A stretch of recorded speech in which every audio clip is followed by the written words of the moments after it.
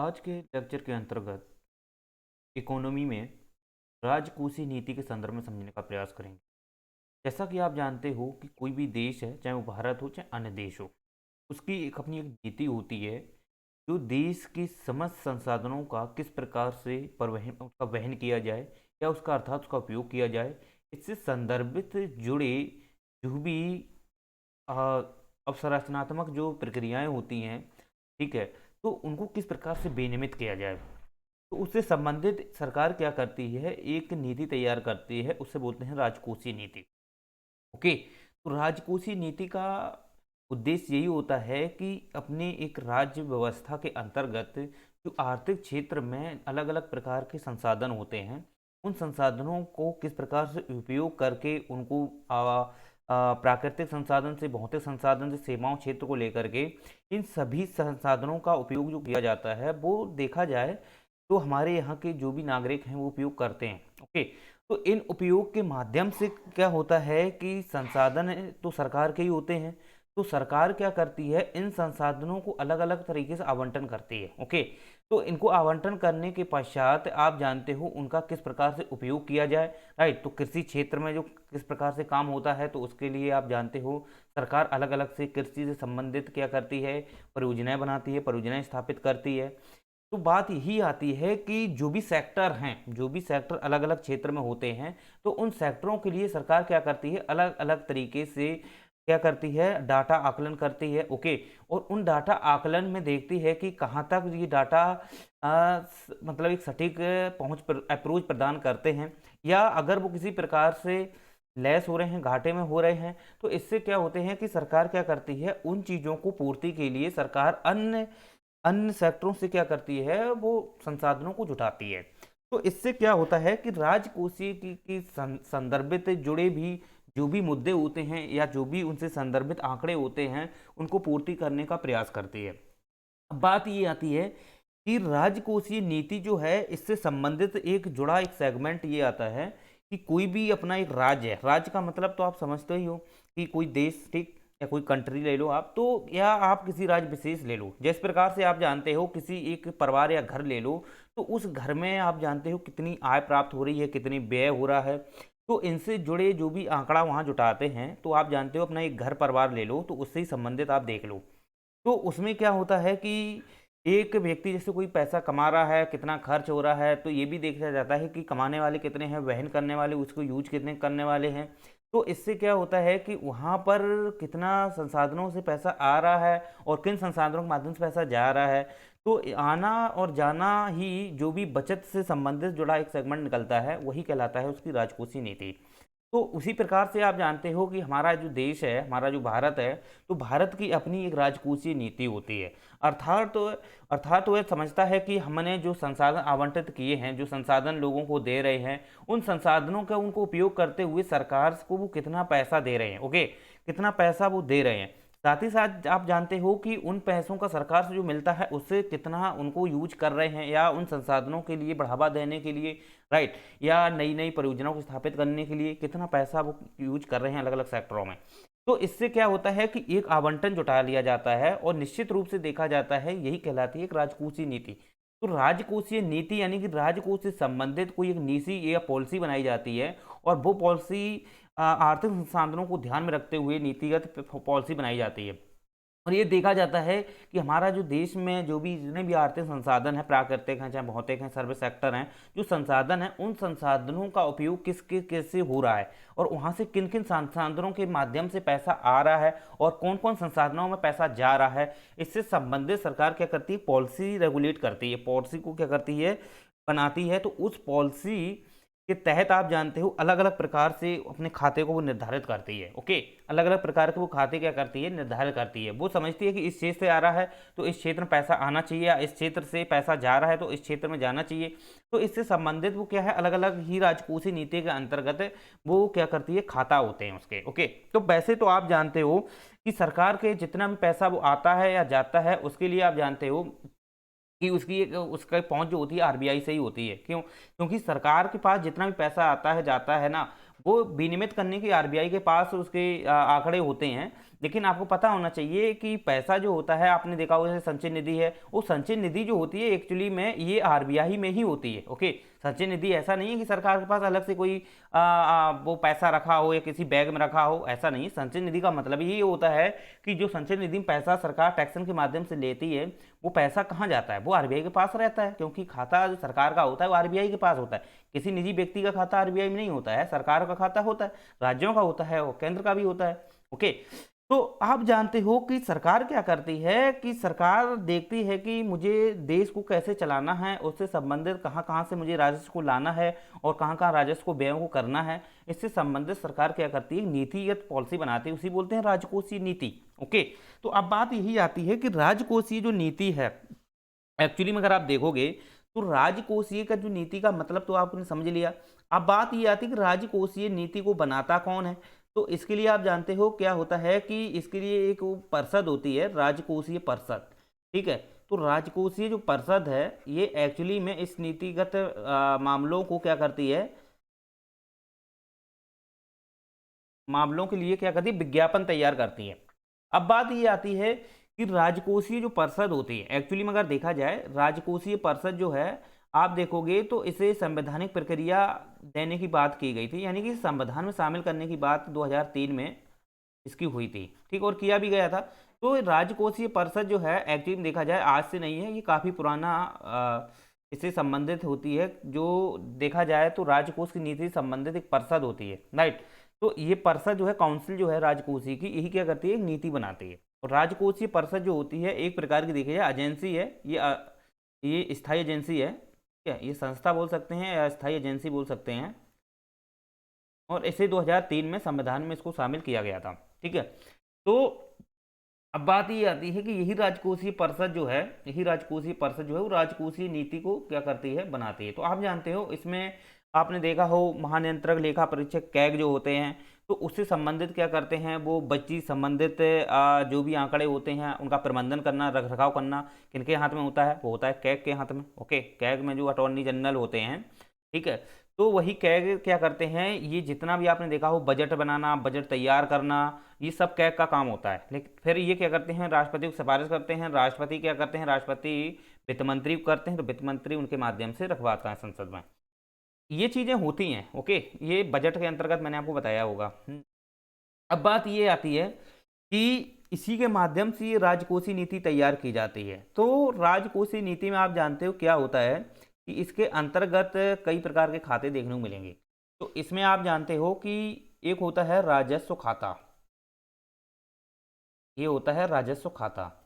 राजस्व खाता का मतलब आप जानते हो, राजस्व का मतलब होता है कि सरकार द्वारा जितने भी टैक्सेशन होते हैं, यानी कि जितने भी कराधान होते हैं, टैक्स सिस्टम जो होता है राज्य सरकार का, वो वहां से आने वाले पैसा ही राजस्व खाता के अंतर्गत मतलब लाया जाता है। ओके, तो राजस्व का मतलब आप ऐसे समझ लो कि जो सरकार के आर्थिक संसाधन हैं, ओके, आर्थिक संसाधन में आप जानते हो जितने भी प्राकृतिक संसाधन हो गए, भौतिक संसाधन हो गए, ओके, तो या सेवाएं क्षेत्र हो गई, तो ये जो सरकार के आर्थिक संसाधन हैं, इन संसाधनों का उपयोग कौन करते हैं, मनुष्य करते हैं, नागरिक करते हैं, देश के नागरिक करते हैं। तो सरकार सोचती है कि हाँ, ये व्यक्ति हमारे नागरिक हैं, हमारे लोग, हमारे बच्चे हैं, ये क्या कर रहे हैं, आर्थिक संसाधनों का उपयोग कर रहे हैं, राइट, ये आर्थिक संसाधनों का उपयोग कर रहे हैं, इनकम कमा रहे हैं, क्यों ना हम अपने आर्थिक संसाधनों का उपयोग करा रहे हैं तो हम इस पर टैक्स ले लें। ठीक है, तो सरकार क्या करती है कि इनसे संबंधित राजस्व खाता में क्या कराती है, वो राजस्व की आय की सृजित करती है। जैसे आप जानते हो कि प्राकृतिक क्षेत्र या कोई भौतिक क्षेत्र हो या कोई भी क्षेत्र हो, सेवाएं क्षेत्र हो, तो इन क्षेत्रों में लोग क्या करते हैं, सहभागिता निभाते हैं, या हम कह सकते हैं अपना काम कारोबार करते हैं, राइट। तो रोजगार हम मान लेते हैं, कार्य करते हैं। तो अब बात ये आती है कि वो वहां से क्या कमा रहे हैं, उन संसाधनों से इनकम कमा रहे हैं, आर्थिक संसाधन सरकार के हैं, उनसे वो इनकम कमा रहे हैं। तो उनसे इनकम जब कमाते हैं तो सरकार सोचती है कि क्यों ना हम इन पे अपनी संसाधनों का उपयोग करा रहे हैं तो हम इस पे टैक्स लिया जाए। तो सरकार क्या करती है, वो अलग अलग माध्यम से टैक्स लगाती है, समझ रहे हो, अलग अलग माध्यम से टैक्स लगाती है। तो यही टैक्स जो होते हैं एक्चुअली में टैक्सन से आने वाला पैसा, कराधान से आने वाला पैसा, ये सभी क्या किसमें कहलाता है, राजस्व खाता के अंतर्गत आता है। समझ रहे हो, किसमें आता है? राजस्व खाता। क्योंकि ये खाता जो है ना वो राजस्व है। राजस्व का मतलब होता है, मतलब ये एक प्रकार का टैक्सेशन से संबंधित, और जितने भी संसाधन सरकार के होते हैं उन संसाधनों में लोग काम करते हैं, ओके, तो उनसे संबंधित लोग पैसा कमाते हैं, तो उस पैसा पे सरकार क्या लगाती है? टैक्स लगाती है। वही कहलाता है राजस्व खाता के अंतर्गत आने वाले टैक्स। ठीक है, तो उम्मीद करते हैं राजस्व खाता आपको समझ में आया। तो राजस्व खाता का मतलब यही है कराधान से संबंधित होता है। चलो, अब बात ये आती है कि जैसे राजस्व खाता की हमने बात की, तो राजस्व खाता में भी आप जानते हो कि इसको हम ऐसे समझ सकते हैं कि राजस्व से प्राप्त आय, या हम कह सकते हैं इसको राजस्व आय। ठीक, इसे राजस्व आय। तो राजस्व आय में आप जानते हो टैक्स आते हैं। ठीक है, ये टैक्स सिस्टम हम बाद में पढ़ाएंगे, अभी यहाँ टैक्स नहीं पढ़ाएंगे। तो जितने भी टैक्स हों, चाहे वो प्रत्यक्ष कर हों या अप्रत्यक्ष कर हों, सभी प्रकार के जो टैक्स होते हैं वो राजस्व की श्रेणी के अंतर्गत आ जाते हैं। तो सरकार क्या करती है, जो भी संसाधनों का उपयोग लोग कर रहे हैं उन पर अलग अलग प्रकार के टैक्स लेती है। जैसे कारपोरेशन है, इनकम टैक्स है, ठीक है, ये प्रत्यक्ष कर होते हैं, अप्रत्यक्ष कर जीएसटी वगैरह भी है। तो सरकार क्या है, उत्पादन शुल्क है, कस्टम ड्यूटी, ये सरकार क्या है, ये टैक्स सरकार के। ठीक है, टैक्स सरकार के, उपकर लगाती है, सेस लगाती है। तो सरकार क्या करती है, राजस्व को कमाने के लिए, राजस्व को कमाने के लिए आपने देखा हो कि जब राजस्व घाटा होता है तो सरकार उसको पूर्ण करती है। तो वो कैसे करती है, आप जानते हो, टैक्स पे टैक्स लगा देती है। वो सोचती है कि क्यों ना टैक्स में वृद्धि ना करें, तो टैक्स पे ही टैक्स लगा देती है। तो उपकर जब वो लगाती है तो इससे क्या होता है कि वो राजकोषी को पूर्ति करती है। वो इमरजेंसी में लगाया जाता है, जैसे आपातकालीन स्थितियां आ जाती हैं, उस स्थिति में वो टैक्स लगा देती है, वो अलग बात है। ठीक है, जबकि आप जानते हो वैसे तो नॉर्मली गवर्नमेंट जो चाहती है कि हम ज़्यादा से ज़्यादा टैक्स लगाएं, तो उसी क्षेत्र विशेष में एक निर्धारित टैक्स होते हैं उसको वो लगाती है। उसमें आपने पढ़ाएंगे, अब आपको आगे चल के प्रगति कर होता है, कि जो भी कर होते हैं उसको हम समझाएंगे। तो राजस्व आय का मतलब ही ये है कि टैक्सेशन से, चाहे वो प्रत्यक्ष कर से हो या अप्रत्यक्ष कर से हो। ठीक, प्रत्यक्ष कर में मैंने आपको बता ही दिया, प्रत्यक्ष कर में भी आपको मैंने बता ही दिया है। ठीक है, तो ये जितने भी कर होते हैं ये सभी किसमें आते हैं, राजस्व आय के अंतर्गत आते हैं। ठीक है, राजस्व आय, क्योंकि इन टैक्स के माध्यम से ही सरकार क्या करती है, राजस्व को उगाती है। ओके, तो ये क्या है, राजस्व आय। अब बात ये आती है कि राजस्व व्यय क्या होते हैं। अब राजस्व व्यय में आप ऐसे देखो कि राजस्व व्यय क्या होते हैं, तो ये एक्चुअली में देखा जाए तो जितने भी सरकारी खर्चे हैं, ओके, जितने भी सरकारी खर्चे हैं या सार्वजनिक खर्चे होते हैं, तो वो सभी किस में आ जाते हैं, राजस्व व्यय में। जैसे आपको पता होना चाहिए कि मान लो कि हमारे यहाँ पर प्रशासन व्यवस्था चल रही है। ठीक है, तो प्रशासन व्यवस्था में अधिकारी लोग काम करते हैं, तो उनके वेतन भत्ते कहाँ से दिए जाएंगे, सरकारी खर्चे हैं कि नहीं। जितना भी हमारे यहाँ पर एक पूरी प्रशासनिक प्रणाली है, ब्यूरोक्रेसी है, यहाँ पर जितने भी अधिकारी सरकारी क्षेत्र में लोग काम कर रहे हैं, गवर्नमेंट के जो लोग हैं, तो उनको कहाँ से पैसा दिया जाएगा, तो वही क्या है, सरकारी खर्चे हैं। ओके, तो सरकारी खर्चे एक्चुअली में कहाँ से दिए जाते हैं, वो राजस्व व्यय, अर्थात जो भी सरकार राजस्व आय करती है, यानी टैक्स के माध्यम से जो सरकार पैसे लेती है, वही पैसा क्या होता है एक्चुअली में देखा जाए तो वो राजस्व व्यय में वो क्या करती है, खर्च करती है। ओके, क्या करती है सरकार, राजस्व व्यय में खर्च करती है। अब बात ये आती है कि सरकारी खर्चे तो बहुत सारे आपने देखे हो, अलग अलग खर्चे होते हैं। ठीक है, तो अलग अलग में आप जानते हो कि जितने भी खर्चे आपने देखो सरकार द्वारा खर्च करती है अलग अलग क्षेत्रों में। जैसे सरकार प्रशासनिक क्षेत्र के अधिकारियों को देती है, वहाँ के जितने भी अधिकारी कर्मचारी होते हैं, सरकारी कर्मचारी होते हैं, उन सभी को पैसे वो देती है, वेतन भत्ते देती हैं, सुख सुविधाएं देती है। इसके बाद आप जानते हो कुछ ऐसे भी होते हैं जो राजनीतिक क्षेत्र में काम करते हैं। ठीक है, अलग अलग राजनीतिक पार्टियों में काम करते हैं, सरकार के द्वारा जो खर्चे होते हैं उनको प्रोवाइड कराती है गवर्नमेंट। तो बात यही आती है कि सरकार क्या करती है कि जितने भी सरकार द्वारा जो भी खर्च है, जो वहन किया गया है, वो सभी सरकारी खर्चे हो जाते हैं। तो वो कहाँ से देती है, वो राजस्व व्यय से देती है। कहाँ से देती है, राजस्व व्यय से देती है। तो उम्मीद करते हैं आपको राजस्व आय और राजस्व व्यय आपको समझ में आ गया होगा। ठीक है, तो इसमें सार्वजनिक खर्चे आ जाएंगे, जैसे नौकरशाही पूरी आ जाती है। जैसे नौकरशाही आपने जानते ही हो, नौकरशाही, राइट, तो ये पूरी ब्यूरोक्रेसी आ जाती है इसमें। अब बात ये आती है कि राजस्व घाटा कब होता है, तो आपको पता होना चाहिए कि गवर्नमेंट को राजस्व घाटा की बात की जाए तो राजस्व घाटा कब होता है, अर्थात यानी कि राजस्व की जो वृद्धि है, राजस्व व्यय की जो वृद्धि है वो अधिक हो जाती है। ठीक, और राजस्व आय जो है उसमें कमी आती है, राजस्व आय है उसमें कमी आती है। तो राजस्व व्यय में अगर अधिक वृद्धि हो जाए और राजस्व आय की जो स्रोत हैं, यानी कि राजस्व कमाने के जो स्रोत हैं, उनसे जो प्राप्त जो इनकम आई है, टैक्स के माध्यम से जो आय प्राप्त हुई है वो कम है, जबकि खर्चे हैं वो अधिक हैं। ठीक है, खर्चे हैं वो अधिक हैं। इससे क्या होता है कि सरकार को राजस्व का घाटा हो जाता है। लेकिन आप जानते हो राजस्व व्यय राजस्व आय है, इसकी पूर्ति के लिए आप जानते हो सरकार कुछ भी कर सकती है। जैसे कि आप जानते हो सरकारी जो खर्चे हैं उनमें कमी भी कर सकती है। ऐसी बात नहीं कि कम नहीं कर सकती, पैसे कम कर सकती है गवर्नमेंट। वो चाहती है कि हमारे ऊपर राजस्व घाटा में वृद्धि हो रही है तो जितने भी सरकारी खर्चे हैं वो लेस कर दिया है, कम कर देंगे वो। और जब कम कर देगी ऑटोमेटिक राजस्व घाटा में कमी आएगी।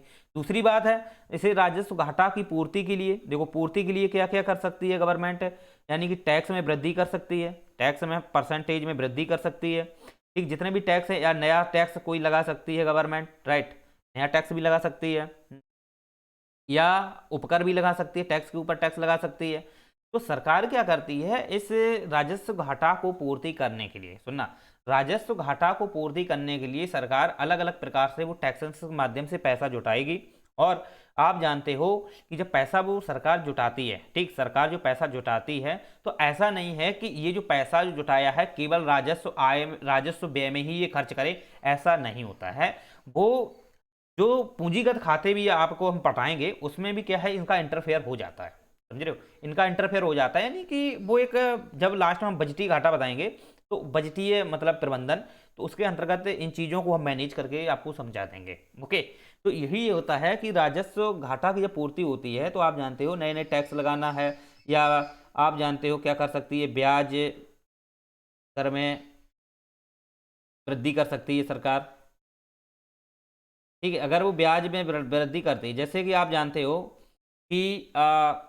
हो कि कोई किसी चीज़ पे लेकर के, जैसे क्या होता है, ब्याज दर में अगर गवर्नमेंट तरफ से अपनी तरफ से रेगुलेट करती है तो ब्याज दर में वृद्धि होती है। जैसे कोई चीज़ है, अगर आप गवर्नमेंट से मुहैया करा रहे हैं, गवर्नमेंट से कोई चीज़ इनकम ले रहे हैं, तो सरकार भी क्या करती है, उस पर ब्याज दर लगा सकती है। तो ब्याज दर से क्या है कि अगर वो वृद्धि होती है तो निश्चित रूप से उस राजस्व घाटा के में कमी को ये प्रोत्साहन करती है। ठीक है, तो इस प्रकार से आप जानते हो कि सरकार कई सारे अलग अलग मानदंड अपना सकती है इन चीज़ों को फॉलो करने के लिए। तो ये राजस्व घाटा एक्चुअली में यही होता है कि अगर राजस्व व्यय अधिक हो जाए और राजस्व की आय है अर्थात इनकम है उसमें कमी आ जाए, इससे क्या है, राजस्व घाटा हो जाता है। लेकिन इसे पूर्ति सरकार कर सकती है, टैक्स में वृद्धि कर सकती है, नया कर लगा सकती है, उपकर लगा सकती है, ब्याज दर में वृद्धि कर सकती है। ये अन्य बहुत सारे ऐसे आपको मिल जाएंगे अलग अलग जो टूल्स होते हैं। इन टूल्सों में सरकार क्या करती है, हस्तक्षेप करेगी और निश्चित ही राजस्व घाटा को पूर्ति करेगी। ओके, तो वो मार्केट से पैसा फिर जुटाती है, क्या करती है, वो टैक्सेशन के माध्यम से मार्केट से ही पैसा जुटाएगी। तो मार्केट में अलग अलग प्रकार से वो पैसा जुटा लेती है। ठीक है, अलग अलग प्रकार से, जैसे बॉन्ड जारी करके, प्रतिभूतियाँ जारी करके, ओके, ट्रेजरी बिल, ये सब आपको मैंने बताया है। तो ये जारी करती है, तो इससे क्या है, मार्केट से वो पैसा जुटाती है। वो देखती है कि मार्केट में अधिक पैसा है, उससे भी अप्रत्यक्ष रूप से वो जुटा लेती है। ये प्रत्यक्ष नहीं है, ये अप्रत्यक्ष रूप से जुटाती है। जबकि प्रत्यक्ष रूप से क्या है, राजस्व घाटा को पूर्ति के लिए टैक्स में वृद्धि करना है, टैक्स में उपकर लगाना है, ये सभी क्या है, ये प्रत्यक्ष रूप से हैं। ठीक है, और तो अप्रत्यक्ष रूप से उनको पूर्ति करने के लिए करती है गवर्नमेंट, कई सारे अलग अलग टूल्स अपना लेती है। फिर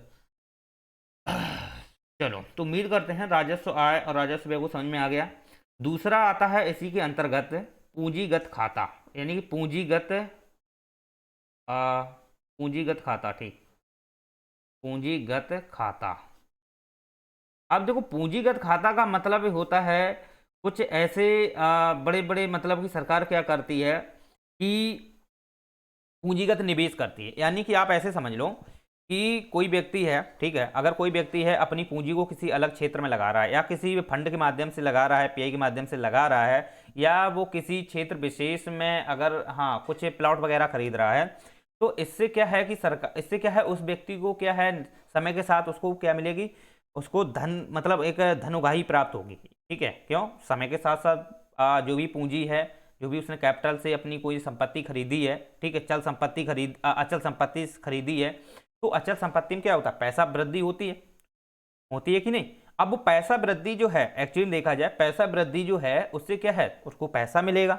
ठीक है, उससे क्या है, उसको पैसा मिलेगा, तो उससे संबंधित वो अपने पैसा क्या करेगा, वो बचत करेगा, या वो कुछ अलग क्षेत्रों में लगाएगा।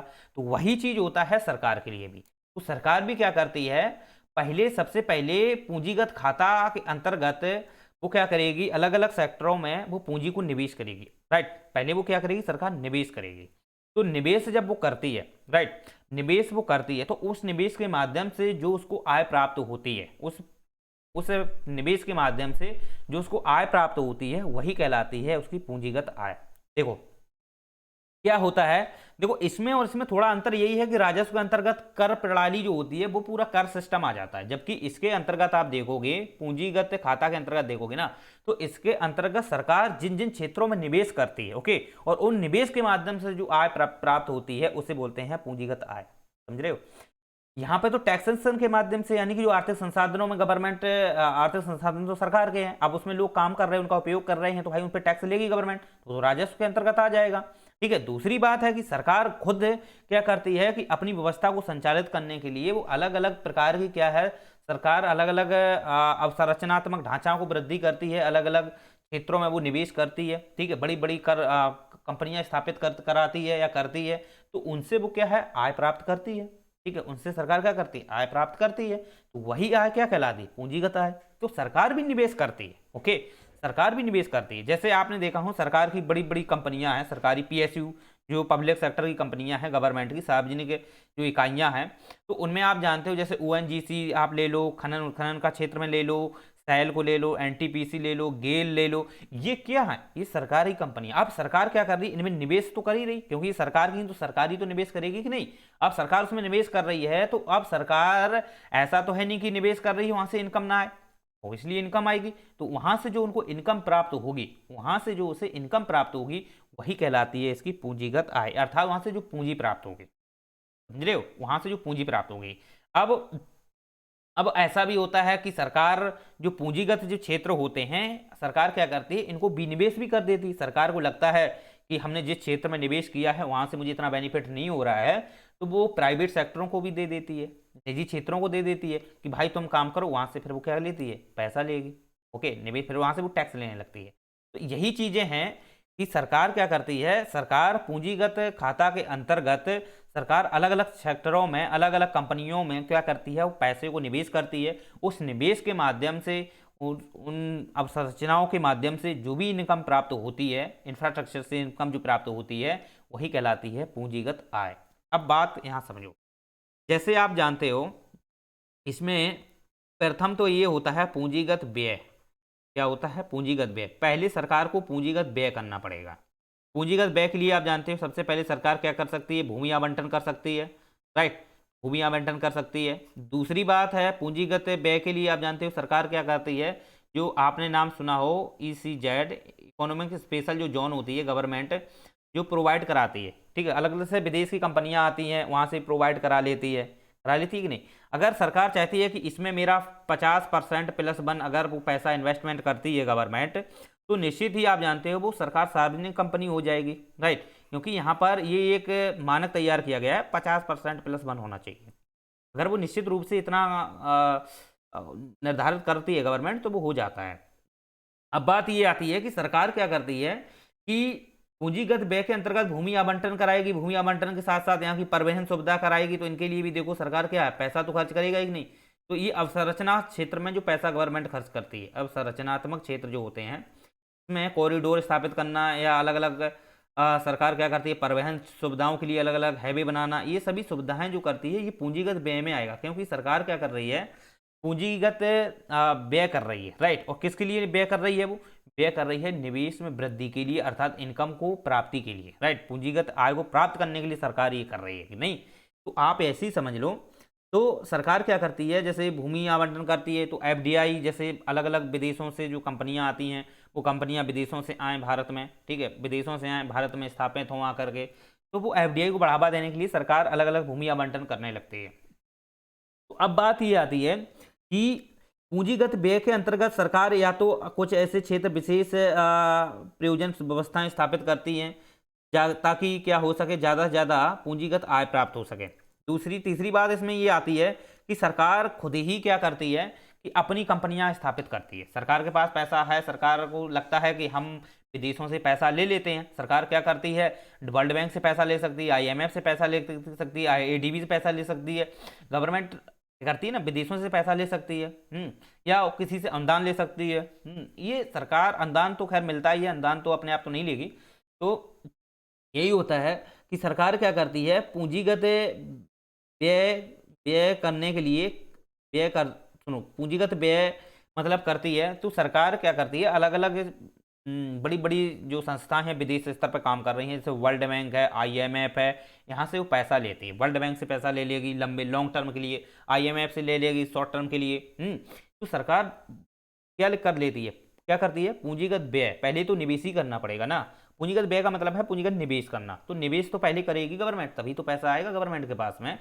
तो वो क्या करती है, पूंजीगत निवेश करती है। इसके लिए आप जानते हो सरकार की खुद ही कंपनियां हैं। इस जैसे आप जानते हो एनटीपीसी आप देख लो, जो नेशनल जो थर्मो प्लांट कॉर्पोरेशन है, ठीक है, गेल देख लो, ओएनजीसी देखो, सेल है, ठीक है, और भी हैं, कई सारी हैं। तो ये सरकार की क्या है, ये सरकार की खुद की अपनी एक संस्थाएं हैं, कंपनियां हैं, वो स्टैब्लिश हैं, ठीक है। अब यहाँ पर सरकार ने क्या किया, पहले पैसा ही तो खर्च किया, यहाँ पे सरकार ने पहले पैसा ही तो खर्च किया है, ओके, यहाँ पहले सरकार ने पैसा ही तो खर्च किया है। अब सरकार जब यहाँ से पैसा खर्च करती है, अब सरकार जब यहाँ पैसा खर्च करेगी, तो सरकार उम्मीद क्या करती है, सरकार उम्मीद क्या करती है कि अधिक से अधिक यहाँ से आय के स्रोत सर्जित किए जा सकें। इसीलिए तो करती है सरकार, ज़्यादा से ज़्यादा खर्च तभी करेगी कि उसको आय की प्राप्ति हो सके, आय की वहाँ से प्राप्ति हो सके। तो यहाँ पर जैसे उसने पूंजीगत खर्च किए, राइट, पूंजीगत व्यय किया, तो अब वो क्या करती है, पूंजीगत व्यय करने क्यों करती है, ताकि पूंजीगत आय प्राप्ति हो सके, पूंजीगत आय प्राप्ति हो सके। देखो, अब पूंजीगत आय प्राप्ति, पूंजीगत आय का मतलब यही है कि जिस क्षेत्र में सरकार ने खर्च किया है पैसा, राइट, जिस क्षेत्र विशेष में सरकार ने पैसा खर्च किया है, उस क्षेत्र से उसको जो इनकम प्राप्त हो वही पूंजीगत आय होती है उसकी, समझ रहे हो, पूंजीगत आय होती है। तो पूंजीगत व्यय में आप जानते हो बहुत सारी, आप जानते हो पूंजीगत व्यय में क्या आ जाता है, इसके अंतर्गत परियोजनाएं भी आ जाती हैं, ठीक है। जैसे आप जानते हो कि जितनी भी परियोजनाएं होती हैं, बड़ी बड़ी सरकार परियोजनाएं लागू करती है, ठीक है, चाहे कृषि से संबंधित हो या किसी भी पर्यावरण से संबंधित हो या किसी सामाजिक हित के लिए संबंधित हो, ये सभी क्या है, सरकार परियोजनाएं बनाती है, राइट, परियोजना बनाती है। तो उसमें क्या है, पैसा लगता है कि नहीं, ऐसा तो है नहीं कि बिना पैसा के कोई परियोजना बन जाए, तो उसमें पैसा आवंटित कराती है, राइट, पैसा आवंटित कराती है। तो वही एक्चुअली देखा जाए पूंजीगत व्यय हो जाता है, वो क्या होता है, पूंजीगत व्यय है, क्योंकि सरकार ने उन क्षेत्र विशेष में पैसा खर्च किया है। अब पैसा खर्च अगर किया है तो वहां पर क्या है, रोजगार होंगे, रोजगार वृद्धि होगी तो सरकार के पास पैसा आएगा, तो परियोजनाएं स्थापित करती है गवर्नमेंट, राइट। तो ये क्या है, पूंजीगत व्यय है, ठीक, परियोजनाएं हो गई, अलग अलग क्षेत्रों में संस्थाएं होती हैं, ठीक है, अलग अलग कंपनियां सरकार की होती हैं, यहाँ पे स्टैब्लिश करती हैं, भूमि आवंटन कराती है गवर्नमेंट, परिवहन सुविधा उपलब्ध कराती है, ये पूंजीगत व्यय है, राइट, पूंजीगत व्यय क्यों, क्योंकि सरकार क्या कर रही है, पूंजीगत व्यय कर रही है, किस लिए कर रही है, पूंजीगत आय के लिए। पहले सरकार को पूंजीगत व्यय ही करना पड़ता है, तब वो पूंजीगत उससे आय प्राप्त होगी। अब क्या होता है, पूंजीगत आय तो आप जानते हो अलग अलग क्षेत्रों में सरकार जब इन्वेस्टमेंट करेगी, पूंजीगत आय ऑटोमेटिकली प्राप्त होगी। चलो, तो अब बात ये आती है कि जैसे पूंजीगत जब वो आय प्राप्त करते हैं, पूंजीगत जब वो आय प्राप्त करती है, तो आप जानते हो कि पूंजीगत घाटा किसे बोलते हैं। तो पूंजीगत घाटा में आप जानते हो कि पूंजीगत जो व्यय है वो अधिक हो जाता है और पूंजीगत आय जो है वो कम हो जाती है, पूंजीगत आय है वो कम हो जाती है, जबकि पूंजीगत व्यय है वो अधिक हो जाता है, समझ रहे। तो पूंजीगत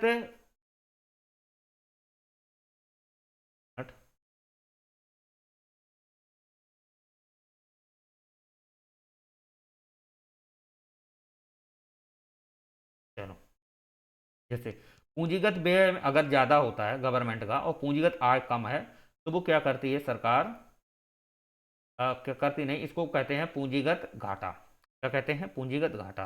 पूंजीगत घाटा क्या है, यानी कि सरकार ने निवेश अधिक कर दिया है, ठीक है, और उसे इनकम कम प्राप्त हुई, तो वो पूंजीगत पूंजीगत क्या है, पूंजीगत घाटा है। अब इसे सरकार कम कर सकती है, इसे भी कम कर सकती है, इसे इसे भी कम कर सकती है। जैसे आप जानते हो इधर से भी ये प्रभावी घाटा बोलते हैं, हम आपको बताएंगे बाद में। तो ये यहाँ से भी पैसा उगाही कर सकती है, कर वृद्धि कर सकती है, यही कर सकती है। दूसरी बात है विदेशों से भी पैसा ले सकती है सरकार, अलग अलग क्षेत्रों से पैसा लेती है। अलग अलग क्षेत्रों से, जैसे वर्ल्ड बैंक से लेना, IMF से लेना पैसा, तो ये जो है ना लॉन्ग टर्म के लिए देती है 15 साल, ये भी शॉर्ट टर्म के लिए देती है। तो ये बड़े बड़े अवसंरचना, जैसे हाईवे बनाना होता है या कुछ बांध बड़े बड़े बनाना, बांध निर्माण में, या कोई बड़ी बड़ी कॉरिडोर स्थापित करना, तो उन क्षेत्रों में वर्ल्ड बैंक पैसा देती है। ये लॉन्ग टर्म के लिए पैसा देती है और 1% ब्याज पर पैसा देती है। तो इससे क्या होता है, सरकार क्या है कि इसको क्या होता है कि इसमें आप जानते हो सरकार क्या करती रहती है, ब्याज का ही भुगतान करती है, पैसे नहीं देती है, वो ब्याज भुगतान करती है। ऐसा नहीं है कि जब EMI चलता हो, ऐसा तो नहीं चलता है। इसमें क्या है कि जितना भी पैसा या वर्ल्ड बैंक से लिया, IMF से लिया, वहाँ पर जितना वो टैक्स लगाती है, राइट, वो टैक्स जो वहाँ से लग रहा है, ब्याज लग रहा है, तो वो क्या करती है, वही ब्याज को ही चुकता करती है। वही क्या करती है, गवर्नमेंट उस ब्याज को ही चुकता करती है। ठीक है। और जब एक लंबे समय तक जब वो एक हस्ताक्षर होते हैं, तो वो निश्चित टाइम के बाद सरकार को पैसे देने पड़ते हैं। ब्याज तो वो हर साल देती ही है, हर साल देगी ही, लेकिन ऐसा नहीं है कि EMI देती, EMI के रूप में पैसा दे, ऐसा नहीं सरकार कर सकती, ऐसा नहीं होता है वर्ल्ड बैंक में। ठीक है, उसको ब्याज दो, ब्याज हर साल दो, और 15 जब वर्ष हो जाए तो उसके बाद उसको जितना पैसा आपने लिया तो वो पैसा भी वापस करो। तो फिर पैसा तो वापस करना ही पड़ेगा, फिर वो कुछ भी करे। अब क्या है, पूंजीगत घाटा को कम करने के लिए आप जानते हो सरकार जो भी उसकी व्यवस्थाएं हैं इनको विनिवेश भी कर सकती है, राइट। जैसे आप जानते हैं जो भी इसके पास जो कंपनियां हैं या जो इनकी बैंकें हैं, राइट, बैंक क्षेत्र में भी तो पैसा खर्च होता है, सरकार की भी बैंकें होती हैं, तो वो भी क्या है, विनिवेश कर सकती है सरकार, वो भी विनिवेश कर सकती है। इससे क्या है कि वो प्राइवेट निजी को दे देगी, वहाँ से उसको इनकम आएगी, तो वो क्या करेगी, गवर्नमेंट सोचेगी कि भाई पूरा विनिवेश कर देते हैं। क्यों? क्योंकि सरकार यही सोचती है कि मेरे पास पूंजीगत घाटा ज़्यादा वृद्धि हो रही, तो विनिवेश वो कर सकती है, राइट। विनिवेश तो आप जानते ही हो, यानी कि सरकार ने जिस क्षेत्र विशेष में निवेश किया है या उसकी को निवेश करने के बाद उसकी स्वयं की एक अपनी कोई ऐसी प्राधिकरण है या कोई ऐसी संस्था है, ठीक है, जो संस्था ठीक ढंग से काम नहीं कर रही, उससे पैसा नहीं मिल रहा है उसे, तो वो उसे विनिवेश कर सकती है, बेच भी सकती है। विनिवेश का मतलब होता है बेचना। ठीक है, चलो, तो इतना आपको समझ में आया। इसके बाद सरकार क्या कर सकती है कि पूंजीगत घाटा के लिए आप जानते हो कम करने के लिए आप जानते हो विदेशों की FDI है उसको आकर्षित करेगी, FPI फंड है, म्यूचुअल फंड है, ये भी कर सकती है। दूसरी बात है मार्केट से भी पैसा जुटा लेती है, मार्केट्स में आप जानते हो प्रतिभूतियां बॉन्ड जारी करेगी, वहाँ से पैसा लेगी। तो पूंजीगत घाटा को वो कहीं ना कहीं नियंत्रण करना चाहेगी, राइट, पूंजीगत घाटा को नियंत्रण करना चाहेगी, तो वो अलग अलग प्रकार के टूल्स अपना सकती है। उसके पास सब कुछ होता है हाथ में, वो कुछ भी कर सकती है। तो समझ में आ गया। अब ऐसा होता है कि मान लो राजस्व मतलब राजस्व घाटा कम है और पैसा राजस्व में ठीक ठाक पैसा है, तो यहाँ का पैसा वो यहाँ भी खर्च कर सकती है, एक दूसरे यहाँ का पैसा यहाँ भी खर्च कर सकती है। ऐसा नहीं है कि यहाँ पे पैसा अधिक है, यहाँ पे घाटा चल रहा है तो इसकी पूर्ति ना करे, वो पूर्ति कर सकती है, क्योंकि दोनों भाई टूल्स हैं तो उसी के हाथ में, दोनों टूल्स उसी के हाथ में भाई, राजस्व खाता भी है, पूंजीगत खाता भी है। तो अगर वो यहाँ पे पैसा ज़्यादा है, यहाँ पे उसे घाटा हो रहा है, तो वो यहाँ से यहाँ की पूर्ति कर लेगा, यहाँ से यहाँ की पूर्ति कर लेगा। तो एक दूसरे से पूर्ति कर सकती है। चलिए, तो उम्मीद करते हैं आपको पूंजीगत घाटा और आपको समझ में आ गया है। वैसे तो अगर देखा जाए तो अधिकतम देखा जाता है तो पूंजीगत घाटा देखने को मिलता है, राजस्व घाटा, पूंजीगत घाटा अधिक देखने को मिलता ही है, क्योंकि सरकार कभी अपने पास पैसा नहीं रखती। अगर उसके पास पैसा है तो वो व्यय कर देगी, खर्च करेगी, उसके जेब में पैसा वो रखना ही नहीं चाहती है। वो भाई वो सोचेगी मेरे पास अगर पैसा है तो क्यों ना हम इसको इन्वेस्टमेंट कर दें, क्यों ना लोगों का हित कर दें, सार्वजनिक हित कर दें। तो सार्वजनिक व्यय करने के लिए सरकार निरंतर क्या करती है, अलग अलग अपने उद्योग स्थापित करेगी। तो सरकार अपने पास पैसा नहीं रखती, इसलिए हमेशा याद रखना कि जो सरकार घाटे में चल रही है इसका मतलब वो सरकार बहुत अच्छी चल रही है क्योंकि सरकार अपने पास पैसा रखेगी तो उस पैसा का कोई मतलब ही नहीं है ना। तो ये चीज़ें हैं। चलो, तो उम्मीद करते हैं आपको राजकोषीय नीति के अंतर्गत राजस्व खाता और पूंजीगत खाता आपको समझ में आ गया होगा। आपको समझ में आ गया है, तो इसमें कोई ज़्यादा टफ नहीं था, नॉर्मली था। ठीक है, इसकी बात की जाए, देखो राजस्व घाटा अगर वर्तमान स्थिति देखी जाए तो ये 2023-24 की बात की जाए तो पहले 2022 और 23 की बात कर लेते हैं, 22-23 की। तो ये देखा जाए तो ये आकलन जो किया जाता है ना, ये GDP के अनुसार किया जाता है। इनका जो एक मानदंड तैयार किया जाता है कि इस जीडीपी से इतना कितना घाटा होगा, कितना फायदा होगा, उससे इसका उतार चढ़ाव है वो निर्धारित किया जाता है। तो 2022-23 में अगर देखा जाए तो ये 4.1% के करीब था। ठीक है, ये जीडीपी के आधार पर होता है 4.1%। दूसरा अब देखा जाए तो 2023-24 में सरकार ने, अभी जो बजट आया था उसके तहत सरकार ने प्रयास किया है कि राजस्व घाटा जो है उसको और कम किया जाए और 2.9% तक लाया जाए। ठीक है, तो ये अनुमानित आंकड़ा है। ठीक है, ये 2023-24 का एक अनुमानित आंकड़ा है, ये तो उसका वर्तमान आंकड़ा है 22-23 वाला। ठीक है, तो राजस्व घाटा की के संदर्भ में ये कुछ चीजें हैं, इसको समझ में आना चाहिए। चलो अब हम बात करेंगे बजटीय घाटा, बजटीय खाता। देखो एक खाता और समझ लो, बजटीय खाता, ये बजट से संबंधित होता है। ठीक है, क्योंकि सरकार क्या करती है, बजट को देखो हमने पढ़ा चुके हैं। ठीक है, यहाँ पे हम बजट नहीं पढ़ाएंगे, बस बजटीय खाता को थोड़ा समझ लो क्या है, तो ये आपको समझ में आ गया।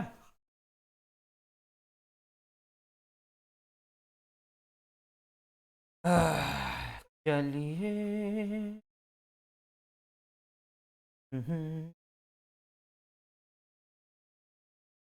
तीसरा आता है बजटीय खाता। अब ये बजटीय खाता क्या है, इसको थोड़ा समझो। आपने राजस्व खाता भी समझा, पूंजीगत खाता भी समझ लिया। अब बजटीय खाता क्या होता है, तो बजटीय खाता में आप जानते हो कि सरकार क्या करती है, सरकार क्या करती है कि एक पूरा बजट तैयार करती है, समझ रहे हो, बजट तैयार करती है। तो वो बजट में एक वित्तीय विवरण होता है, एक वार्षिक वित्तीय विवरण होता है, तो उसके अंतर्गत आप जानते हो सरकार ये देखती है कि मुझे इनकम टोटल कहाँ से प्राप्त हुई। ठीक है, उसको इनकम टोटल कहाँ से प्राप्त हुई है, तो टोटल इनकम जो प्राप्त होती है, टोटल इनकम बजटीय खाता में, टोटल इनकम का मतलब आप समझ रहे हो ना, कि जो भी सरकार ने इधर उधर से जो आंकड़ों से पैसे जुटाए हैं, चाहे राजस्व खाता से उसके पैसे आए हों या वो पूंजीगत खाता से पैसे आए हों, तो इनसे संबंधित जितना भी पैसा राजस्व आता है, ठीक, राजस्व खाता का संबंधित पैसे आए हो चाहे पूंजीगत खाता से पैसे आए, तो उनको क्या करता है, वो बजटीय खाता के अंतर्गत उस चीज को मेंटेन किया जाता है। राइट, अब होता क्या है कि बजटीय खाता में आप जानते हो कि सरकार क्या करती है, इसी बजट में से पहले से ही वो देख लेती है कि अभी तक कितना पैसा खर्च हुआ है, अलग अलग सेक्टरों में कितना पैसा खर्च हुआ है, परियोजनाओं में कितना पैसा खर्च हुआ है, निवेश में कितना पैसा खर्च हुआ है, सरकारी खर्च में कितना पैसा खर्च हुआ है, वो सब किस में देखते हैं, बजटीय खाता के तहत ही देखा जाता है। राइट, तो अब बात ये आती है कि ये तो सरकार ने देख लिए कि सरकारी खर्चे कितने हो गए, ठीक है, पूंजीगत खर्चे कितने हो गए, तो ये सब खर्चे क्या होते हैं, वो इस चीज में देखे जाते हैं। तो बजटीय खाता जो होता है, इन दोनों खातों का एक प्रकार से देखा जाए आकलन संबंधी एक खाता होता है, जो देखता है कि टोटल इनकम कहाँ से प्राप्त हुई है। टोटल इनकम आप जानते हो कहाँ से प्राप्त हुई है, तो आप जानते हो टोटल इनकम पूंजीगत से भी आय प्राप्त होती है, राजस्व से भी आय प्राप्त होती है, टोटल इनकम देखी जाती है। इसके बाद क्या होता है कि टोटल बजटी इसमें क्या होता है कि टोटल व्यय, टोटल क्या होता है व्यय, मतलब कहाँ कहाँ खर्च हुए, जैसे राजस्व व्यय खर्च हुए हैं, पूंजीगत व्यय खर्च हुए हैं। तो अब क्या है कि यही बजटीय खाता के अंतर्गत इसको मेंटेन किया जाता है। राइट, बजटीय खाता के अंतर्गत मेंटेन किया जाता है। तो ये जो पहले देखा जाता था ना बजटीय खाता, ये एक्चुअली में जो पहले था ना, तो पहले दोनों को एक साथ मिलाया जाता था। बजटीय खाता देखा जाए तो पहले जो था पुरुष और महिलाओं का मतलब एक प्रकार से था, लेकिन अब देखोगे ना तो बजटीय खाता में जो भी पैसा आवंटन होता है ना, तो पुरुष और महिलाओं को लेकर अलग अलग हो जाता है। ठीक है, वो सोचते हैं कि महिलाओं के लिए अलग, लेकिन सभी नहीं, ऐसा नहीं कि पूर्ण रूप से महिलाओं के लिए अलग ही हो, लेकिन कुछ क्षेत्र विशेष में ये आवंटन कर देते हैं कि महिला के क्षेत्र के लिए इतना पैसा खर्च होना चाहिए, पुरुष के लिए इतना पैसा खर्च होना चाहिए।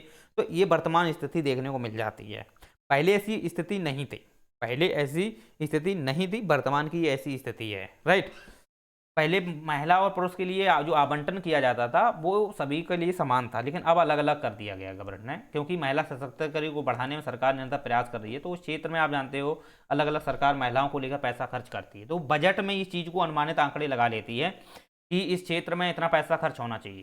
तो आप देखोगे 23-24 में सरकार कर लेती है कि हाँ उस क्षेत्र में अधिक पैसा खर्च होना चाहिए, उस क्षेत्र में अधिक पैसा खर्च होना चाहिए, इस सेक्टर परियोजनाओं में अधिक खर्चा होना चाहिए, महिलाओं के क्षेत्र में अलग पैसा खर्च होना चाहिए, कृषि क्षेत्र में इतना पैसा होना चाहिए, इस प्रकार से अनुमानित आंकड़े वो लगा लेती है। तो ये बजट भी ना 3 वर्षों से तीन तीन वर्ष का मतलब एक सामूहिक समाहित किया जाता है कि 2022 में कैसा था, ठीक है, 2022 में कैसा था, 2023 में कैसा है, 2024 में कैसा होगा। ये चीज़ें होती हैं ना, तो इन चीज़ों को देख करके निर्धारित किया जाता है बजटीय को। तो आय के स्रोत कितने हुए, व्यय के स्रोत कितने हैं, तो वही चीज़ें होती हैं बजटीय खाता में। तो बजटीय आय और बजटीय व्यय ये चीज़ें देखी जाती हैं। और बजटीय घाटा क्या होता है, अब बजटीय घाटा तो आप जानते हो टोटली घाटा बजटीय घाटा बोलते हैं। जैसे देखो इसमें क्या होता है, इसमें आपको पता होना चाहिए कि बजटीय आय यानी कि बजटीय आय अगर कम है और बजटीय खर्च ज़्यादा है, बजटीय खर्च ज़्यादा है। अब देखो कैसा, जैसे बजटीय आय तो आपको पता ही है कहाँ कहाँ से है, पूंजीगत आय है, जैसे राजस्व आय बजटीय आय है। बजटीय व्यय जैसे आप जानते हो कि पूंजीगत व्यय है, राजस्व व्यय है, राइट, ये बजटीय व्यय खर्च है। तो अब इसमें जब अनुमानित आंकड़े लगाए जाते हैं, इस चीज़ को देखा जाता है, तो फिर इसके बाद क्या होता है कि बजटीय घाटा देखा जाता है कि अगर बजटीय आय कम आ रही है और बजटीय खर्च ज़्यादा है तो बजटीय घाटा होगा, बजटीय घाटा होगा। तो इस प्रकार से आप समझ सकते हो। तो इसमें व्यय आ जाते हैं सभी व्यय, और सभी इसमें इनकम आ जाती है, सभी इसमें व्यय आ जाते हैं। तो इस प्रकार से उम्मीद करते हैं आपको समझ में आ गया बजटीय घाटा, समझ में आ गया कि नहीं। चलो, तो उम्मीद करते हैं आपको ये समझ में आया होगा, स्पष्ट।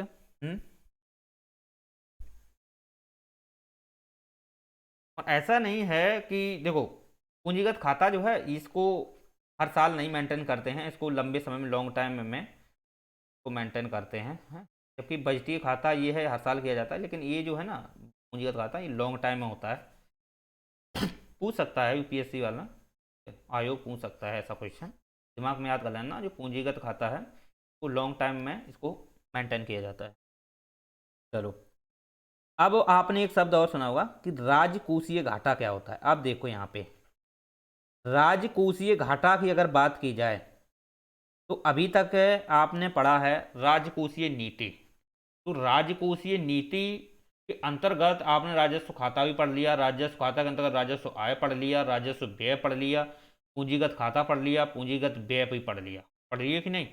अब बात यह आती है कि इन टोटल चीज़ों को देखा जाता है, राइट, इन टोटल चीज़ों को देखा जाता है और इन्हीं टोटल को मेंटेन किया जाता है। तो उसे अंतिम रूप से देखा जाता है कि टोटल घाटा हुआ कि फायदा हुआ, तो वही बोलता है राजकोषीय घाटा।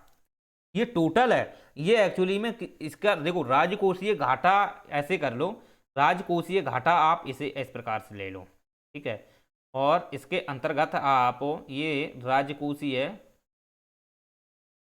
सॉरी राजस्व, इसके अंतर्गत आप राजस्व घाटा कर लो और इधर कर लो पूंजीगत घाटा, ठीक है। तो राजकोषीय घाटा एक मतलब पूर्ण रूप से है, समझ रहे हो, पूर्ण रूप से है, यानी कि जैसे आप जानते हो कि जैसे इधर राजस्व खाता के अंतर्गत राजस्व आय और राजस्व व्यय है, ठीक है, तो राजस्व व्यय टोटली, पूंजीगत व्यय टोटली, ठीक है। अब ये देखा जाता है कि राजस्व आय और पूंजीगत आय टोटली कितनी आई, ठीक है, वो कितनी आ गई, और राजस्व व्यय और पूंजीगत व्यय टोटल कितना हुआ है, ठीक है। इसके बाद देखा जाता है कि राजकोषीय घाटा हुआ कि फायदा हुआ, राइट, राजकोषीय घाटा हुआ कि फायदा हुआ। लेकिन अंतर इतना है कि इसमें देखा जाए तो बजटीय घाटा में इसमें टोटल खर्चे आ जाते थे, ठीक है, टोटल खर्चे आ जाते थे। लेकिन इसके अंतर्गत आप अगर देखोगे ना तो राजकोषीय जो घाटा होता है इसमें से हम उनको मेंशन नहीं करते हैं ब्याज भुगतान को। जैसे किसी से पैसे उधार लिए हैं, वर्ल्ड बैंक से पैसे उधार लिए हैं, आईएमएफ से पैसे उधार लिए हैं, किसी भी बैंक, बड़ी विदेशी बैंकों से अगर पैसे उधार लेती है गवर्नमेंट, ठीक है, तो उससे क्या होती है कि जो पैसा उधार लिया है, राइट, उधार जो पैसा लिया तो उसका ब्याज चुगतान तो करना पड़ेगा कि नहीं, ब्याज चुकता करना पड़ेगा ना। तो राजकोषीय घाटा के अंतर्गत हम वो ब्याज जो चुकता करते हैं, ब्याज भुगतान करते हैं, उसको मेंशन नहीं करते हैं, ठीक, उसको मेंशन नहीं करते हैं। तो हम क्या करते हैं, राजकोषीय घाटा में से हम ब्याज भुगतान को माइनस कर देते हैं, ब्याज भुगतान को हम माइनस कर देते हैं, तो फिर बचता है हमारा प्राथमिक घाटा। तो यही इसका एक मेन घाटा माना जाता है, प्राथमिक घाटा। समझ रहे हो। तो प्राथमिक घाटा जो है एक्चुअली में क्या होता है, राजकोषीय घाटा। राजकोषीय घाटा जितना टोटल हुआ है, जितना राजकोषीय ये मेंशन किया है, ये टोटल जो है राजकोषीय घाटा जो हुआ है यहाँ से, तो उसमें से हम इसको ब्याज भुगतान डाल देंगे। ब्याज भुगतान हम खत्म कर देंगे, यही बचता है फिर क्या, प्राथमिक घाटा। चलो, तो प्राथमिक घाटा आपको समझ में आ गया ना।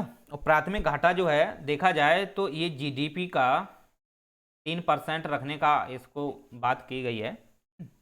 चलो, 2022-23 की बात है, ये 3% है 2022-23 में, ये जीडीपी का टोटल 3% है। तो आप खुद सोच लो कि प्राथमिक घाटा भी गवर्नमेंट को है, कितना सारा घाटा हो रहा है।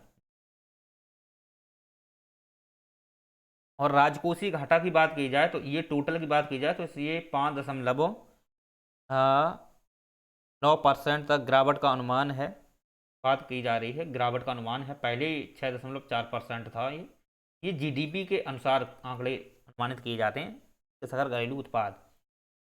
तो राजकोषीय घाटा समझ में आ गया ना आपको। चलो, अब राजकोषीय घाटा को बढ़ने के क्या कारण हैं।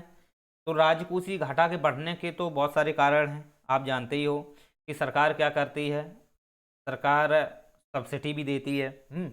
अलग अलग क्षेत्रों में सब्सिडी देती है, जैसे उर्वरक क्षेत्र में देती है, कृषि क्षेत्र में देती है, हाँ, और वो तेल क्षेत्र में देती है, पेट्रोलियम क्षेत्र में देती है, गैस के क्षेत्र में देती है। तो सरकार अलग अलग क्षेत्रों में जब सब्सिडी देगी और महंगे पे खरीदेगी, सब्सिडी देगी, ओबियसली घाटा होगा कि नहीं। तो राजस्व घाटा, अब इसको थोड़ा लिख लो, या कहोगे सर ने लिखा ही नहीं, भुला दिए।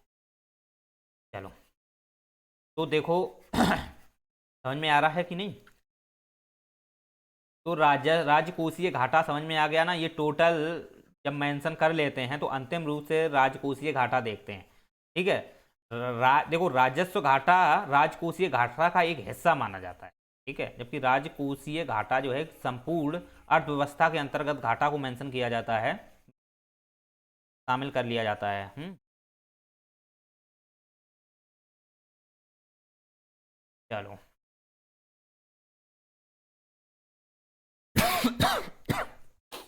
अब इसके अंतर्गत राजकोषीय घाटा में, राजकोषीय घाटा बढ़ने के कारण क्या हैं। देखो, राजकोषीय घाटा बढ़ने के कारण बहुत सारे हैं। जैसे सबसे पहले तो सब्सिडी ही आ जाती है, ठीक है, सरकार सब्सिडी देती है। जैसे उर्वरक क्षेत्र में सरकार सब्सिडी देती है, कृषि क्षेत्र में देती है, रासायनिक क्षेत्रों में देती है, पाइप अलग अलग क्षेत्रों में देखा हो, और उर्वरक क्षेत्र में हो गया, कृषि क्षेत्र में भी देती है, और खाद्यान्न क्षेत्र में भी सरकार देती है। उसके बाद रासायनिक क्षेत्र में भी सरकार सब्सिडी प्रोवाइड कराती है, लेकिन इसके क्षेत्र में शायद बंद कर दिया है, ठीक है। इसके बाद सरकार देखना, पेट्रोलियम क्षेत्र में सरकार देती है। तो पेट्रोलियम क्षेत्र में आप जानते हो जो डीजल होता है, तो डीजल पे सरकार सब्सिडी देती है, ओके, डीजल पे सब्सिडी देती है। तो सब्सिडी जो है अलग अलग क्षेत्रों में जो गवर्नमेंट प्रोवाइड कराती है, एलपीजी के क्षेत्र में, तो सरकार जो है अलग अलग सब्सिडी देती है। इससे क्या है, इससे सरकार की जो राजस्व जो घाटा है उसमें वृद्धि होगी कि नहीं, कुल वृद्धि होगी, क्योंकि सरकार यहाँ पे कोई परियोजना स्थापित नहीं कर रही है, परियोजना ही स्थापित नहीं कर रही है। आखिरकार ये सरकार प्रोवाइड करा रही है, हमारे जो गरीब वंचित लोग हैं उनका भी उत्थान किया जा सके, तब उत्थान किया जा सके। जैसे कृषि क्षेत्र में जो ग्रामीण किसान हैं, राइट, अब उनके पास इतना आय के स्रोत नहीं हो पा रहे कृषि से, तो वो कम पैसों में सुविधा प्रोवाइड कराती है, अच्छी से अच्छी आप कृषि को समृद्ध कीजिए। गरीब वंचित लोग हैं उनके लिए सरकार क्या करती है, खाद्यान्न आपूर्ति कराती है। हाँ, तो आप मिड डे मील्स देख लो, उसके बाद कोटा देख लो, सरकार प्रोवाइड कराती है। तो ये चीज़ें आप देख सकते हो। पेट्रोलियम में, डीजल में, ये सभी एलपीजी में भी सब्सिडी सरकार देती है। तो सब्सिडी इसका एक मुख्य हिस्सा माना जाता है, सबसे ज़्यादा माना जाता है सब्सिडी का, सबसे ज़्यादा सब्सिडी का हिस्सा माना जाता है। दूसरा आप जानते हो मुद्रास्फीति में वृद्धि। तो देखो, मुद्रास्फीति में वृद्धि भी इसका एक घाटा माना जाता है। इससे क्या होता है कि जो इनकम होती है, ठीक है, इनकम जो, अरे सॉरी, इससे क्या होता है कि जो भी पैसा होता है, तो पैसा का जो मूल्य वैल्यू है उसमें कमी आती है। तो उसमें कमी आने की वजह से भी आप जानते हो राजकोषीय घाटा में वृद्धि हो जाती है, क्योंकि जो पैसा है, अगर मुद्रास्फीति में अगर वृद्धि है, राइट, तो इससे भी राजकोषीय घाटा बढ़ने के चांस हो जाते हैं। समझ रहे हो, इससे भी राजकोषीय घाटा में वृद्धि के चांस हो जाते हैं। इसके बाद आप जानते हो ऋण स्तर में वृद्धि। जो भी सरकार ने ऋण लिए हैं, ठीक है, ऋण लिया है उसके स्तर में वृद्धि हो जाए, ठीक है, ज़्यादा ज़्यादा ऋण ले ले। इसके बाद क्या होता है कि ब्याज में वृद्धि। ब्याज में वृद्धि जैसे आप जानते हो कि जो भी पैसा लिया है तो उस पर कर्ज, जो भी कर्ज लिया है तो कर्ज का जो ब्याज होगा ना उसको देना ही पड़ेगा। अगर इसमें वृद्धि हो जाए तो भी क्या होता है कि ऋण स्तर में वृद्धि, ठीक, बात से कर लो, ऋण स्तर में वृद्धि, ब्याज में वृद्धि, ठीक है, जो भी पैसा गवर्नमेंट ने बाहर से लिया है तो वहाँ पे ब्याज देना ही पड़ेगा, अधिक ब्याज हो रहा है, अभी राजकोषीय बढ़ने के कारण रहते हैं। हाँ, इसके बाद क्या होगा कि हाँ रोजगार सृजन करेगी, रोजगार सृजन। तो रोजगार सृजन में भी आप जानते हो राजस्व घाटा बढ़ने के चांस होते हैं। हाँ, तो वैसे तो बहुत सारे मिल जाएंगे, तो ये देखे जाएं कई सारे हैं, इनको थोड़ा भी हटा दो, तो ये इनके मुख्य माने जाते हैं। इसके बाद आप जानते हैं राजकोषीय घाटा बढ़ने के सकारात्मक और नकारात्मक कारक और भी जिम्मेदार होते हैं। राजकोषीय घाटा बढ़ने के सकारात्मक नकारात्मक कारक। सकारात्मक कारक पहले हम बात कर लेते हैं। सकारात्मक कारक में जैसे आप जानते हो सार्वजनिक वित्त पोषण। सार्वजनिक वित्त पोषण में जानते हो कि जितने भी सरकार परियोजनाएं स्थापित कर रही है या सरकारी खर्च कर रही है, तो उसके अंतर्गत आप जानते हो क्या होता है कि सरकार ज़्यादा से ज़्यादा पैसा को क्या करेगी, सरकारी क्षेत्र में खर्च करेगी, बड़े बड़े सार्वजनिक क्षेत्रों में खर्च करेगी। तो सार्वजनिक जो वित्त निवेश होता है उसको हम शामिल कर लेते हैं। तो सार्वजनिक वित्त निवेश, सार्वजनिक वित्त निवेश का मतलब आप समझ गए ना, जो पूंजीगत व्यय होता है उसी को हम सार्वजनिक वित्त निवेश बोलते हैं। तो सार्वजनिक वित्त निवेश सरकार करती है, तो इसके अंतर्गत आप जानते हो ज़्यादा ज़्यादा पैसा खर्च करेगी, ठीक है, तो इसमें राजकोषीय घाटा बढ़ेगा कि नहीं। इसके बाद और भी कारक हैं, जैसे रोजगार सृजन भी है। तो ये रोजगार सृजन रोजगार सृजन है, तो रोजगार सृजन होगा तो इसमें भी सरकार क्या करेगी, पैसा देगी। तो ये कारण है। आप कहोगे कि सर रोजगार सृजन किया है तो इससे सरकार को पैसे भी तो मिलेंगे, तो पैसे मिलते हैं, लेकिन एक्चुअली में हमेशा याद रखना सरकार घाटे में ही चलती है, तो इसका मतलब वो तो कारक माना ही जाएगा कि नहीं।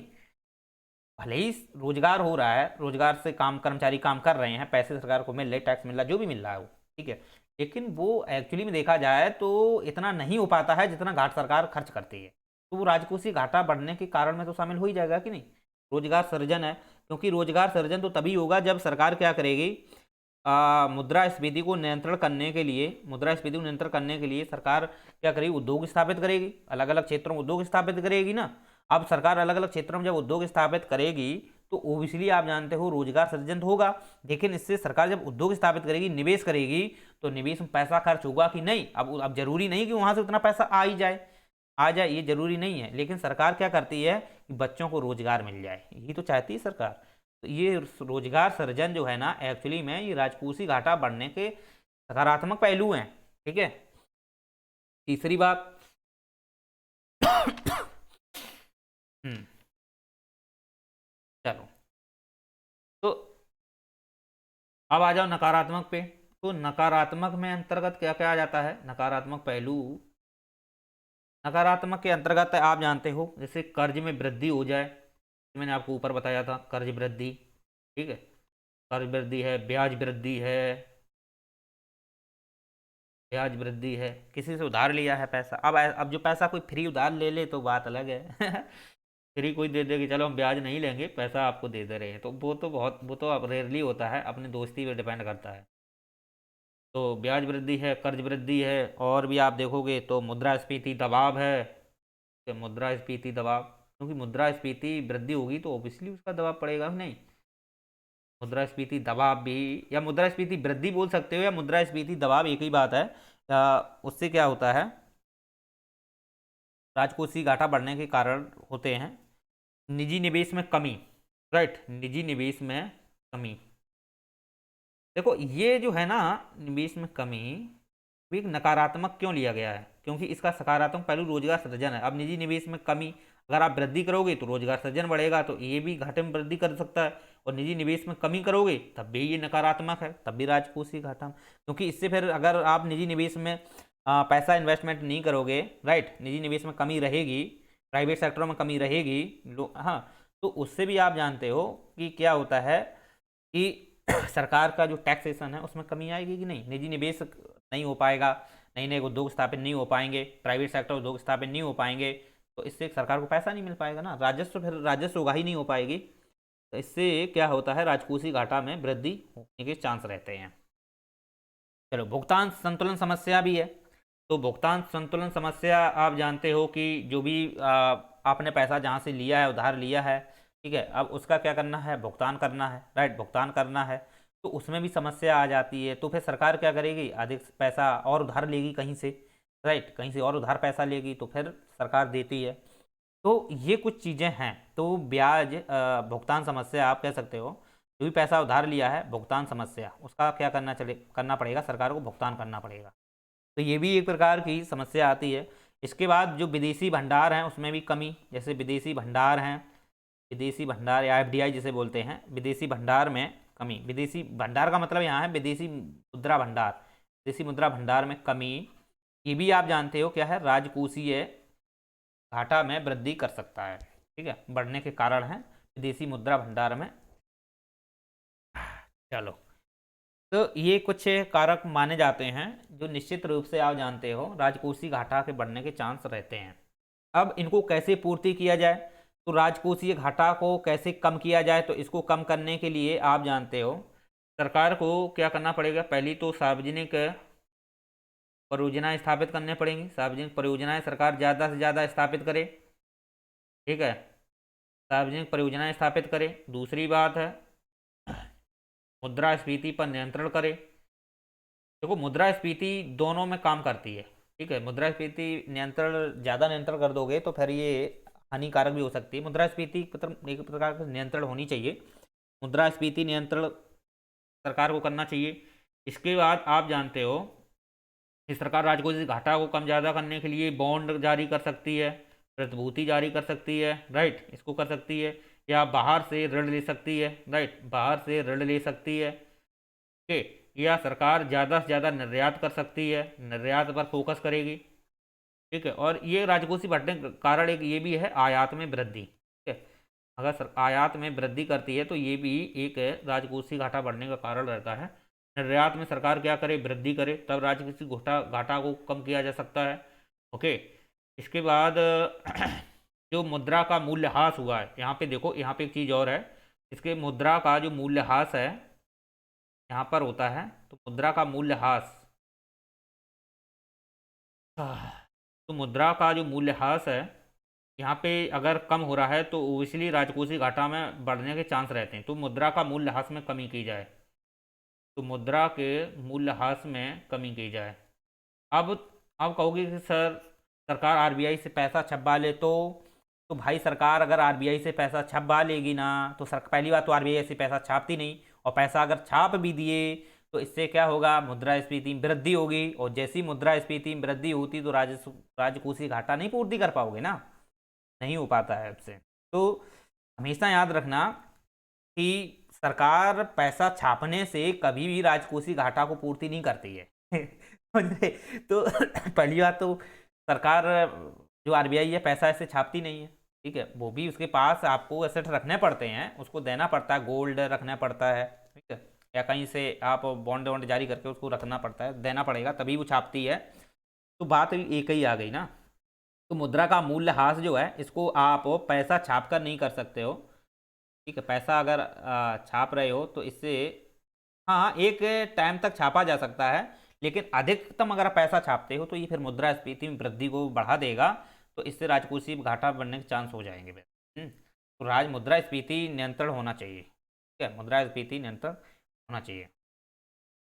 चलिए, तो सरकार जो है अलग अलग से, सबसे ज़्यादा तो अहम कारक यही है, सार्वजनिक परियोजनाओं में वृद्धि करे, यही अहम कारक माना जाता है। हाँ, और भी है वैसे बहुत सारे कारक हैं। तो आरबीआई मतलब पैसा छापे तो पैसा छापना ठीक है, एक जगह है, लेकिन ज़्यादा अगर पैसा छापती है तो ये फिर हानिकारक हो सकता है। तो पैसे तो हम पैसा छापने को हम लेते ही नहीं, शामिल ही नहीं करते हैं।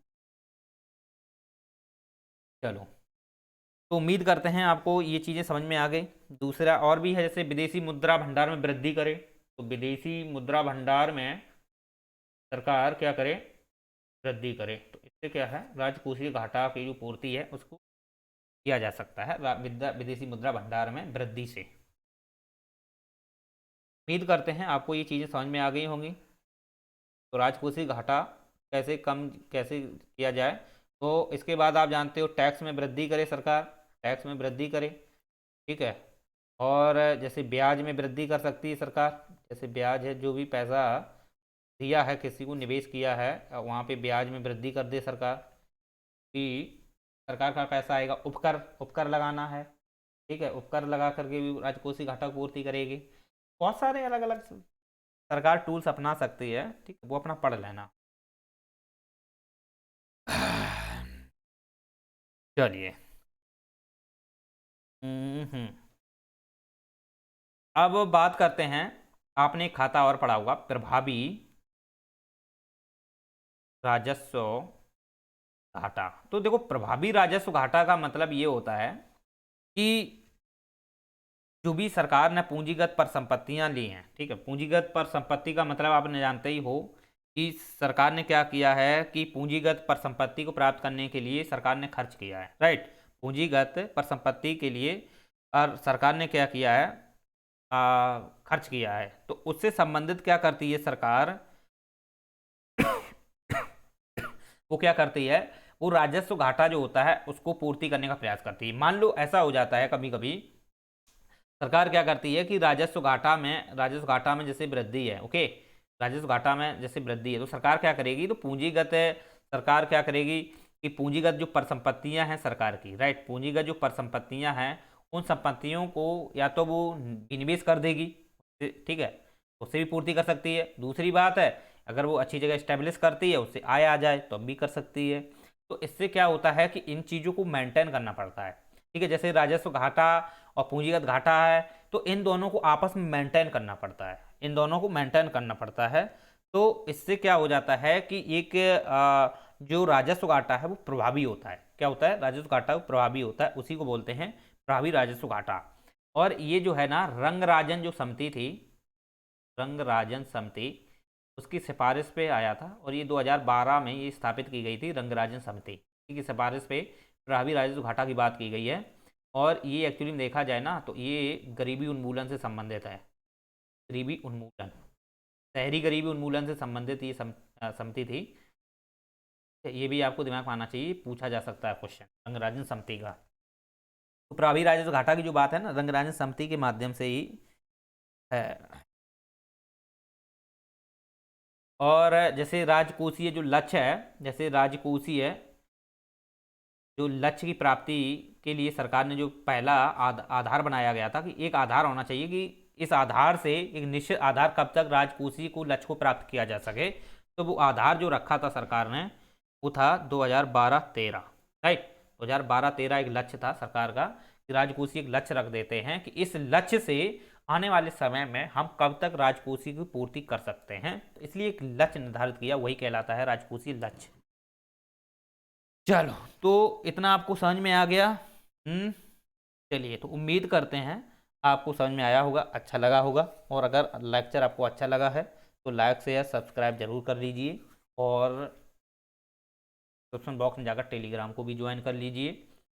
चलो, और कल हम पढ़ेंगे राजस्व प्राप्ति संबंधित क्या क्या टैक्सेशन होते हैं, क्या सरकार के टैक्स होते हैं, उनके विषय में समझने का प्रयास करेंगे। चलो।